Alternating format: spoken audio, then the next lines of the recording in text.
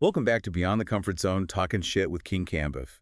We are getting into a really dense and, frankly, critical set of documents today.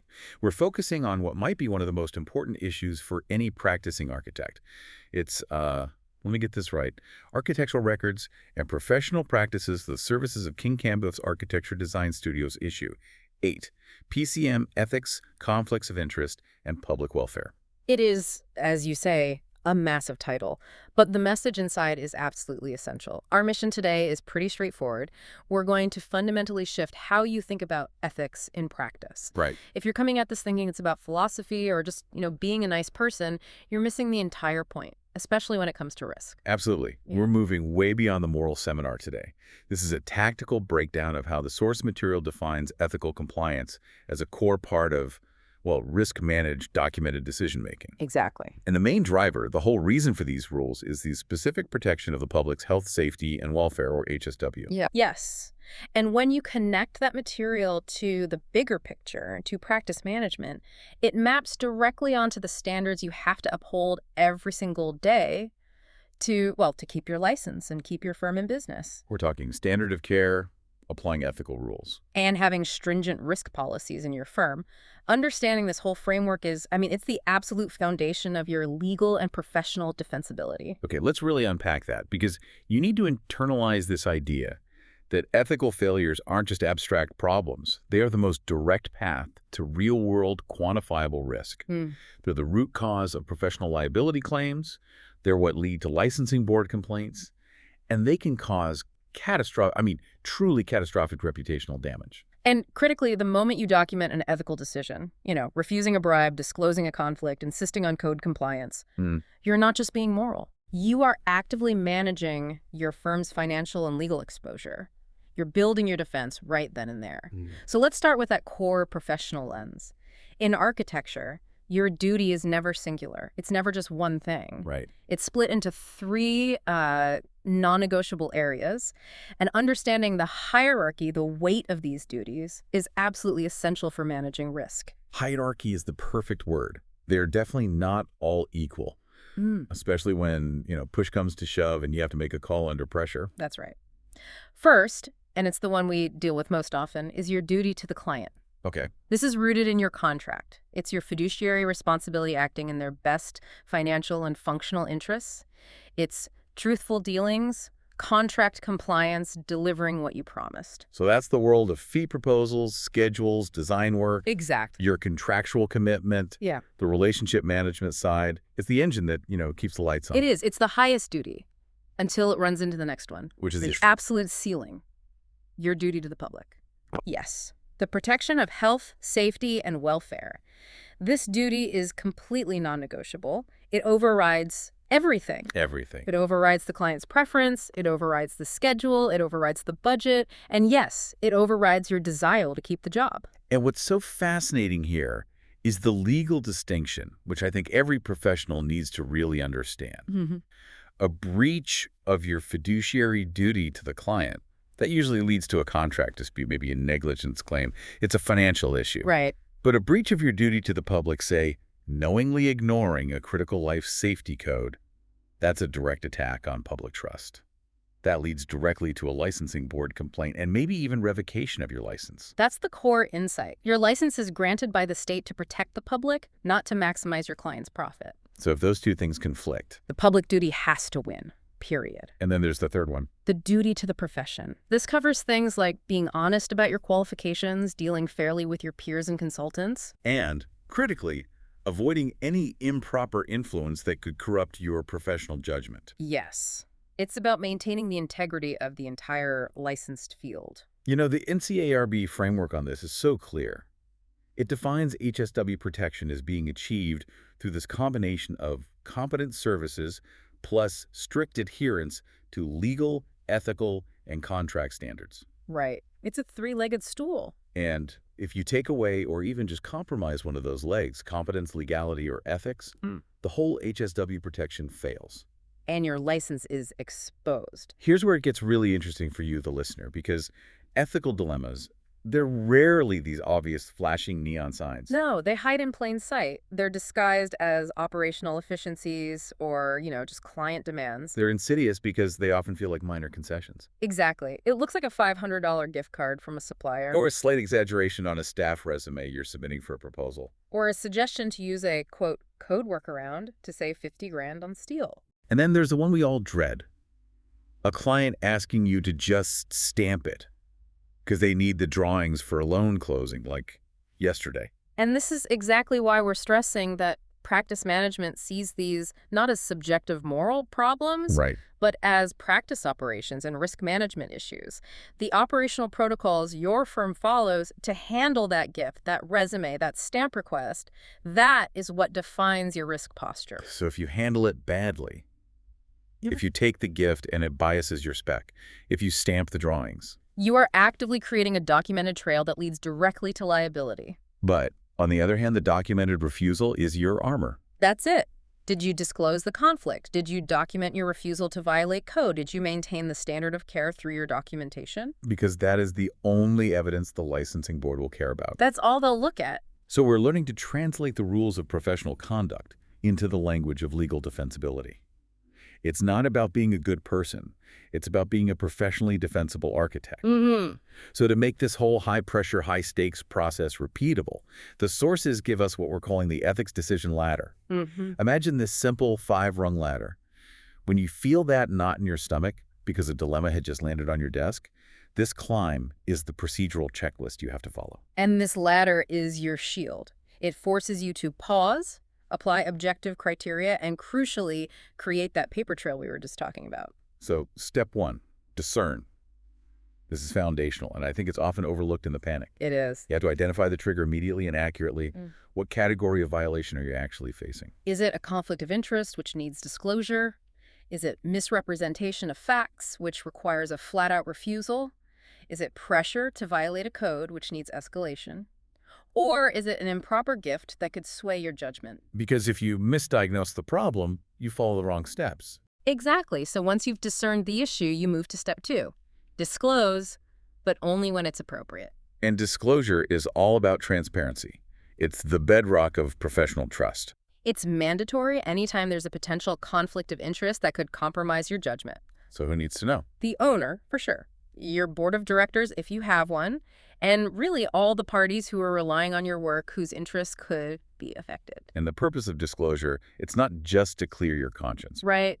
Not at all. It's a legal act. It's to legally neutralize the conflict by bringing it out into the open so that the affected parties can provide informed consent to proceed. Or withdraw their consent. Or withdraw it. Yes. If they consent, the risk is mitigated, though I should say it's not totally eliminated. Okay, now, step 3, which you've already called the architect's true defense, document. This cannot be overstated. I'll say it again. Documenting is your professional lifeline. Put everything in writing. Everything. Acknowledge the trigger, document who you told and when, document the resolution or the lack of a resolution. Because 5 years from now, when there's an investigation, your documentation is the only evidence of your professional judgment at that moment. No document, no defense. It's that simple. All right, now we get to the sharp end of the ladder. This is the hard part. Step 4, decline, disengage. If disclosure doesn't solve the core problem, or if the issue is just non-negotiable from the start, like being asked to violate a material building code, you have to be resolute. You have to refuse the action. And that refusal has to be unequivocal and documented. If the client or your employer keeps pushing the unethical or illegal behavior and it significantly compromises your duty to the public or the profession, You have to be prepared to walk. you have to prepare to withdraw services entirely. You can't just look the other way and keep cashing the checks. That step requires immense professional courage. I mean, when the fees are high and the project is long, walking away is a huge financial hit. How does a licensing body look at that? They see it as the cost of keeping your license. They are crystal clear on this. Maintaining your professional integrity and the public trust is more valuable than any single contract. Wow. The moment you're asked to violate code, that contract is already compromised. Withdrawing services is just protecting your long-term career. Which brings us to the final, and I hope rarest, step.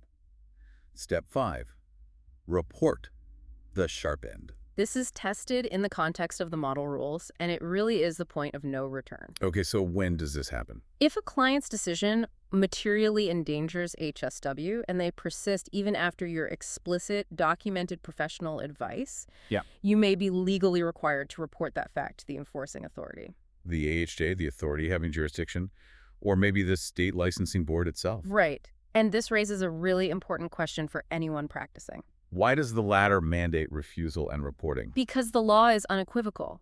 The client wanted it done that way is not a defense. It's never a defense if HSW is materially threatened or if you are knowingly committing misrepresentation. Let's really drill into the consequences of that reporting requirement. Okay. If I report my client to the AHJ, I am immediately opening myself up to, well, contractual retaliation, probably a lawsuit, maybe getting blacklisted in the local development community. Does the licensing board acknowledge that professional risk? They absolutely do, and this is why firms often get their lawyer on the phone immediately when they reach step 4. Step 5 is not a solo decision. It requires a strategy. But the rule still exists. It exists because the architect is designated as the primary protector of the public. If the risk is material, and by material I mean it could cause serious harm or death, and the client insists, you have an overriding obligation. And if you fail to report under those specific conditions? You become complicit. And that could lead to the loss of your license, which is the ultimate career consequence. So it transforms this checklist into a serious risk mitigation strategy, even if the mitigation itself carries this massive professional weight. Exactly. So let's talk about conflicts of interest. They are, I think, the single most common ethical trap in practice management. Why is that? Because they exist right at that intersection of commerce and professional judgment. The entire goal of the rules in this area is to make sure the architect's professional judgment stays independent, that you're making decisions just for the benefit of the project and the public, not for your own financial gain or someone else's. Independence is the highest virtue here. And these conflicts, they show up in really subtle ways. Let's talk about the 3 main costumes they wear. Good way to put it. Okay, costume A, dual compensation. This is basically serving 2 masters. So accepting payment from more than one party on the same project. For services that could potentially overlap or conflict. Give us a clear, real-world example of that. Okay. Imagine you're the architect of record for the owner. You're doing design, contract admin, the whole thing. Standard stuff. Then the general contractor comes to you and offers you a $10,000 stipend to provide, let's say, pre-purchase consultation on sequencing of specialized systems. Oof. That immediately puts the architect in an indefensible position. How so? Well, what happens when there's a payment dispute between the owner and the contractor, or a change order negotiation? You now have a direct financial incentive tied to both of them. Whose side are you really on? Precisely. The model rules strictly prohibit this, with one exception. Which is? It's prohibited unless it is fully disclosed to all parties involved and formally waived in writing by those parties. And that waiver has to be explicit. It has to say, we know there's a potential conflict and we're consenting to this arrangement anyway. Exactly. But in high-risk environments, most professional firms just have a policy to avoid dual compensation entirely. It's cleaner. It maintains that appearance of impartiality. And if it is unavoidable, that disclosure has to be more than just a footnote. Oh, absolutely. It has to happen the moment the conflict arises, not after you've already made a decision. And it has to include the nature of the compensation and the potential influence it might have. Okay, moving to costume B. This is the classic scenario that haunts every product selection meeting. Product influence or specification bias. Right. This is where compensation or some kind of inducement is tied directly to you specifying or endorsing a specific product. You're paid by a manufacturer for putting their widget in your drawings. The rules are very clear. You cannot solicit or accept compensation from suppliers for specifying their products or services. Okay, but we need to clarify the difference between ordinary business and improper influence. Yeah. If a window rep takes my project manager out for a $50 lunch and shows them their new product specs, is that a violation? Generally, no. The source material is careful to note that compensation isn't typically meant to include ordinary hospitality, product education, or, getting professional development credits. So where's the line? When does a nice dinner become an improper inducement? The standard is a bit subjective, but it all centers on influence. If the product rep sponsors a 4-day retreat at a ski resort for your entire firm's design leadership, Okay. and that sponsorship is contingent on you putting their system on 3 current high-value projects, Now we've crossed the line. you've crossed the line from hospitality into bribery, because the compensation is now explicitly tied to a design decision. The burden of proof is on the architect to demonstrate their judgment was completely uncorrupted. And finally, costume C, undisclosed personal or financial interest. This feels like a broader, more systemic risk. It is. If you, your firm, or even people closely related to you, a spouse, a partner, have a financial stake in a vendor or a contractor on the project, that's conflict territory. So maybe my firm owns a patent on a specific curtain wall component. Or your spouse owns 20% of the testing lab that you're recommending for the project. What if I try to compartmentalize? I say, okay, I'll recuse myself from the specification of that part my firm profits from.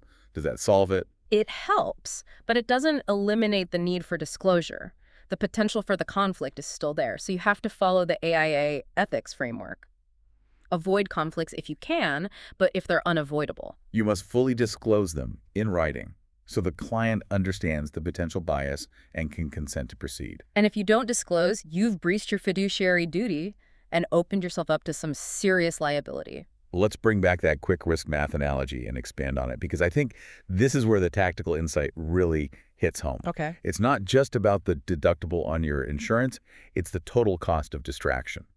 So let's use your example. A vendor offers you a stipend or some hospitality valued at, say, $2,500, a nice little bonus. Right.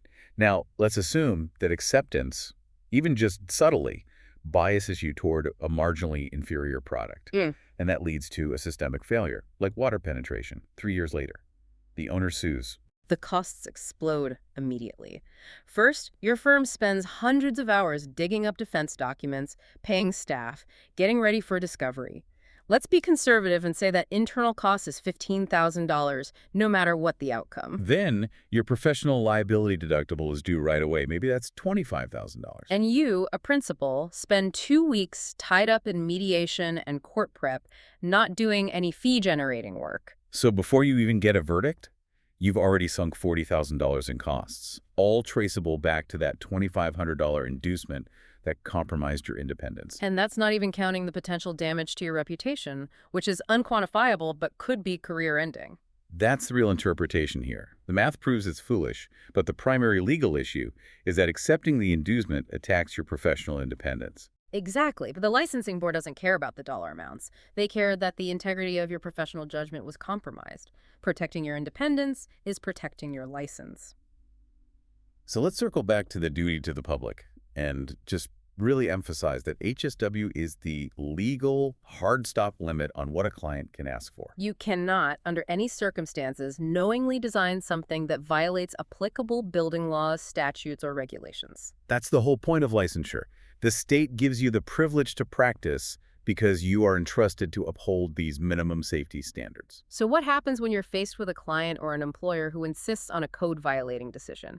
One that you believe will materially and adversely affect public health and safety? Well, the required professional actions escalate dramatically. You follow the final runs of our decision ladder. And we should stress that phrase, materially and adversely. This isn't about a minor zoning setback variance. No. This is about structural stability. It's about an inadequate fire rating on a separation wall. It's about cutting the number of required exits in half. So what is that escalation path? It's set by the model rules. Okay. First, you must refuse consent. Meaning you decline to sign, seal, or certify any document or decision that incorporates the violation. And that refusal has to be documented immediately. Okay, but if the refusal doesn't work and the client or your boss just keeps pushing for the illegal or unsafe design, that's when step 2 hits. That's right. If the client persists, you must report the issue to the enforcing official, the authority having jurisdiction, the AHJ. Usually the building department. Yes, and this is a severe step. It breaks the client relationship, but it is required to fulfill your public duty. How does an architect make that calculated decision to report? Is there like a waiting period, or does it need to be immediate? The decision needs to be pretty swift once the architect has confirmed 2 things. One, that their professional judgment about the material risk is solid, backed by code citations. And two, that all attempts to negotiate a compliant solution have been exhausted, and the client is absolutely resolute in their non-compliant decision. It's a last resort, but you have to take it to prevent public harm. And then there's the step 3. If the issue still isn't resolved, and that material HSW threat persists even after you've reported it, you must consider terminating your services. You cannot be associated with a design that you know endangers the public. That is the clear, bright line. It is. Your license cannot be used to endorse illegal or unsafe practices. This is a professional mandate that, if you ignore it, could transition from just an ethical dilemma into a criminal liability exposure, depending on what happens. So let's do that translation for you, the learner, because I think understanding the difference between negotiation and refusal is key to practice management. It is. So if the issue is about taste, money, or schedule, the client wants marble that's too expensive, or they want to skip a project phasing study you recommended. Your duty there is to negotiate. You document the risks of their choices, the durability risk of the cheaper tile, the schedule overrun risk of skipping the study, and you propose alternatives. That's just business and contract management. But if the issue is HSW, they want to remove a required seismic joint to save money. Or they want you to certify the building for a higher occupant load than the exits can handle. Then the protocol is refusal. You must refuse, document the refusal thoroughly, and follow the required escalation path. There is no negotiation on material HSW issues. To help visualize this, let's talk about the independence triangle. Yes, this concept really summarizes the 3 ethical pillars you have to uphold at all times. So picture a tripod standing form. The 3 legs are judgment, your independence, disclosure, transparency, and HSW, which is non-negotiable. Every single decision you make has to support all 3 of those legs. So if a client offers you a gift, it dents your independence. So you have to correct that by increasing your disclosure and your documentation. And if your firm asks you to misrepresent your staff's capabilities to win a contract, you're failing on disclosure. You correct that by ensuring the records are accurate and you're upholding your duty to the profession. And if they ask you to compromise on the rating of a fire door, you are attacking HSW. That's the non-negotiable baseline. Any choice that compromises any one of those 3 corners requires you to step back, disclose or document, and immediately correct your course. It's like a perpetual diagnostic tool for professional integrity. And it's the ultimate test of competence, knowing when to say no and having the procedural mechanism to back up that refusal. Okay, let's move out of the theory and into a messy, high-stakes scenario. This is straight from the desk of the services of KING-KAMBUF PS. Right. This 4-story mixed-use project is the perfect storm. It blends contract pressures with absolute HSW demands. So we've got retail on the ground floor, residential above. It's in a dense, highly regulated urban area. The pro forma is razor thin. Meaning the developer is looking for every possible way to cut costs.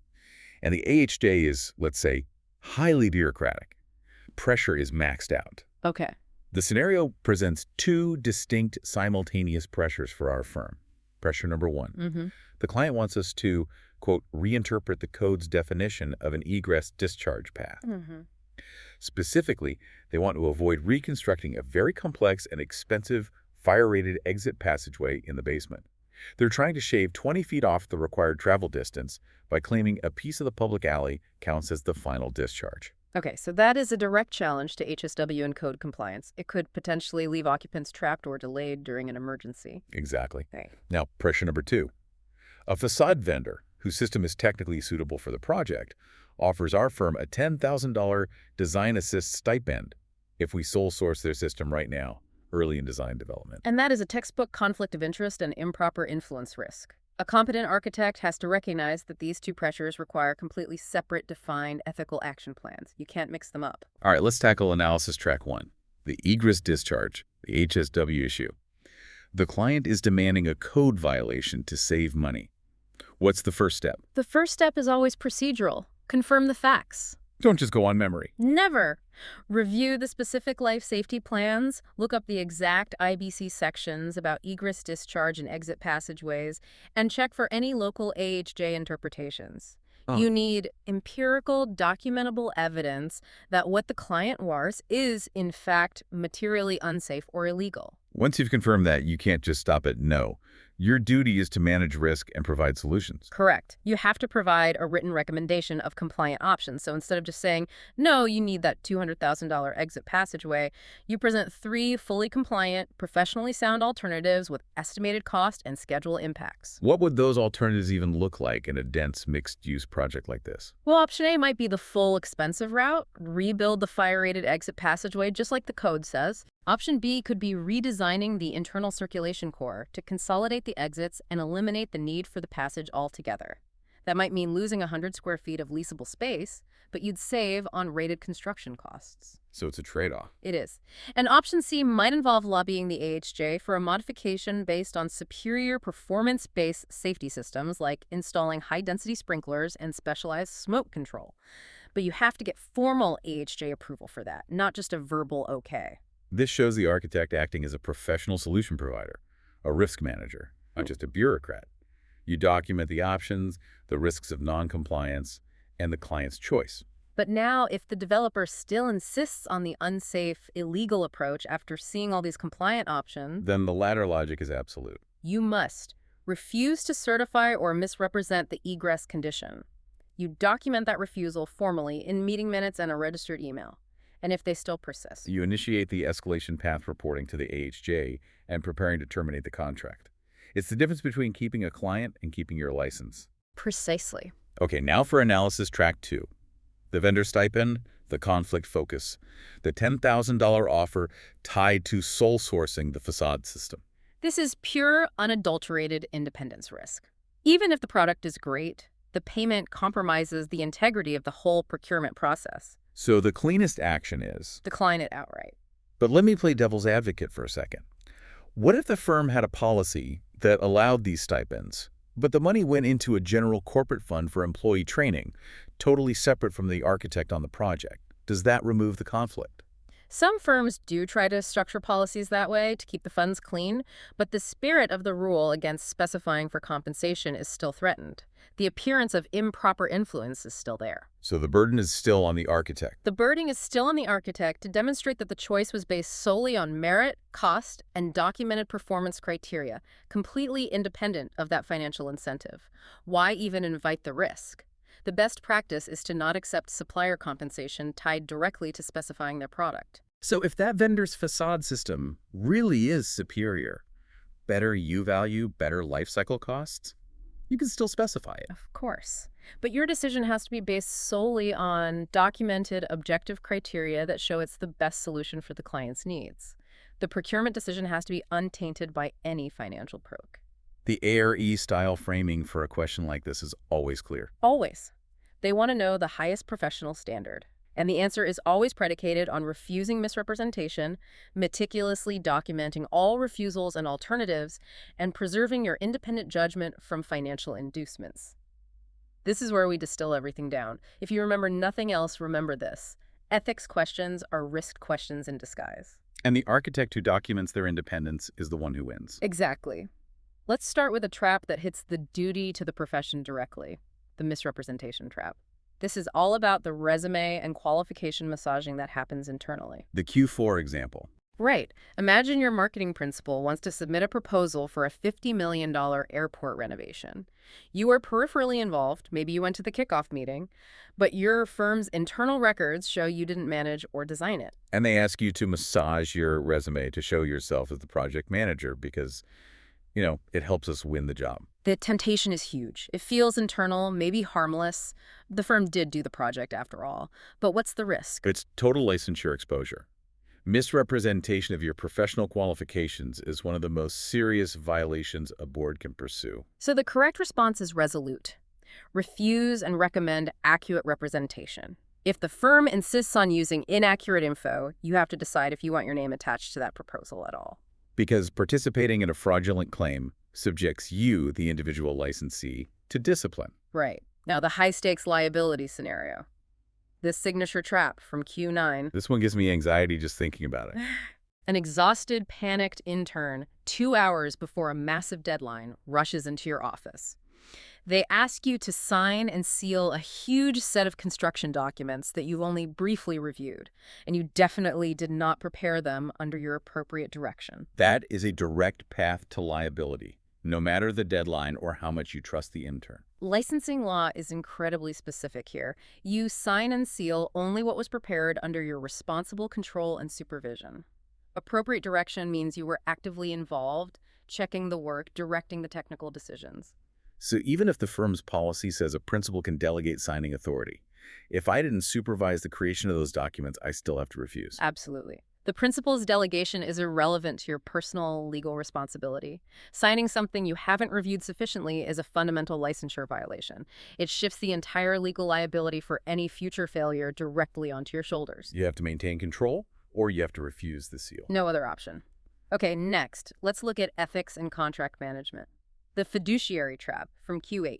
This happens all the time. Your client is trying to cut costs, so they start directing your subconsultant team, say the MEP engineers, without your knowledge. Which causes conflicting instructions between your architectural documents and the engineer's revised work. This violates the project's communication protocols, but more importantly, it undermines your fiduciary duty to the client to provide coordinated services. And if that coordination fails, a duct clashes with a beam because of those uncoordinated instructions, the liability falls to you, the architect, who is the prime professional under the contract. So just letting it happen because the owner can talk to whoever they want is just terrible risk management. It is. The professional action is immediate risk control. Send a written notice to the client and all the consultants clarifying communication protocols and roles. Reassert your role as the single point of contact, the information hub. Your goal is to make sure all instructions pass through you for coordination and documentation. That protects the project's integrity and your liability exposure. Okay, now let's talk business integrity with the billing trap.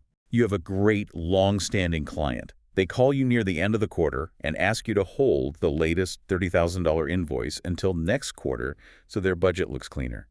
They promise the money is earmarked, and they hint that future lucrative work depends on your flexibility. This is where you have to separate relationship management from business integrity. The standard of care response is, do not falsify financial records. Because holding an invoice to artificially manipulate a client's budget sheet, a document used for audits, taxes, reporting, is a misrepresentation of business facts. It exposes both of you to serious accounting and potentially tax or even shareholder scrutiny. I can hear the listener groaning, I'm going to lose a great client over a quarterly budget cycle. What's the professional response that manages the relationship but keeps your integrity? You have to maintain the record's transparency. You send the invoice on time, confirming the work was performed. Then you offer legitimate, documented alternatives. Perhaps you offer to revise the payment schedule for that invoice with a written, transparent agreement that extends the net payment terms. Or you agree to redefine deliverables-based billing for future work that aligns better with their cash flow. But you keep the record of services performed clean and truthful. You're trading short-term convenience for long-term legal safety. Always. And finally, let's revisit the influence problem with the small inducement trap, Q7's example. A product rep offers your firm free detailing and shop drawing review services if you sole source their unique prefabricated structural system. Wow. That free service could save the firm hundreds of billable hours. It sounds like a pure win-win for efficiency. It is an inducement. It's tied directly to specification, creating a financial benefit that influences your objective design decision. While detailing services are non-monetary, they have a tangible dollar value, and they compromise your procurement integrity. So you have to decline the offer or cleanly separate the detailing service from any explicit specification commitment. Exactly. You could write a formal letter saying, "We appreciate the offer for detailing support, which we may utilize, but our decision to specify your system will be made independently based on our documented comparative analysis of competing systems." You unbundle it. You unbundle it to preserve your integrity. Your product selection has to be documented based on merit, not on a vendor offering free labor on the side. In every single one of these traps, the answer that saves the most time or money in the moment is almost never the correct ethical answer. Almost never. The correct answer is always the one that prioritizes a documented process, protects your independence, and puts HSW first. So we've established that professional ethics is this proactive, documented pursuit of competence and independence. Let's quickly recap the 4 key triggers you have to hunt for in any project scenario, whether you're on the job site or in the office: conflict, misrepresentation, HSW risk, and improper influence. And remember the core principles that have to guide the outcome of every ethical decision. Think of them as your final filter. First, HSW always beats client preference. If the client asks you to compromise safety, the conversation stops and the decision ladder starts. Second, disclosure plus documentation are your professional lifelines. They're the only objective record you'll have when your judgment is challenged, maybe years after the project is done. Third, independence freedom from improper influence. That's the fundamental premise of all the conflict rules. If your judgment is compromised, your ability to serve the client and the public is compromised. And finally, if it feels like just a small workaround, remember that the licensing board often treats it as misrepresentation of fact or fraudulent practice. Do not mistake convenience for compliance.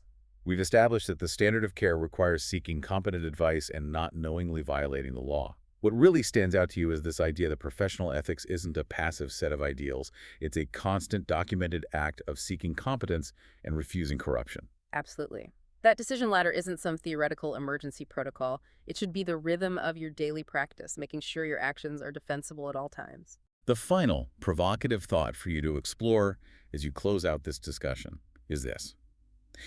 If documentation is the architect's only defense against liability and licensure revocation, does your current practice, right down to your email habits, the fidelity of your meeting minutes, your internal review protocols, does it reflect that you're always ready to defend your professional judgment to a licensing board tomorrow? That is the standard you are licensed to meet. Thank you for joining us for this extensive look at architectural records and professional practices of the services of KING-KAMBUF's Architecture Design Studios issue 8, PcM Ethics, Conflicts of Interest, and Public Welfare.